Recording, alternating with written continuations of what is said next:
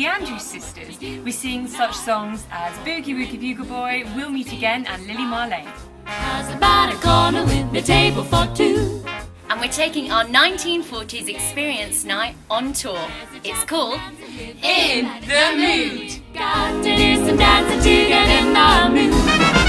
So what you call them, that's a godly idea. We'll be there with our live band, the Bevin Boys. We'll have a fabulous guest singer, and even Max Miller himself will come down to do some comedy.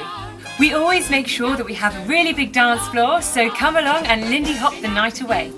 There's going to be a bar with our very own themed cocktail called Searchlight. And if the night takes a turn for the worse and we find ourselves in the air raid shelter, we'll be there with Bovril and sing-along songs to keep you chipper. In the mood. So dress up and draw on those seamed stockings. And bring your dancing shoes. And make sure that you get in the mood. Our next show is in Exeter. It's at the America Hall in Pinho, and that's on the 9th of August. To find out our tour dates or to book your tickets, go to the3bells.com.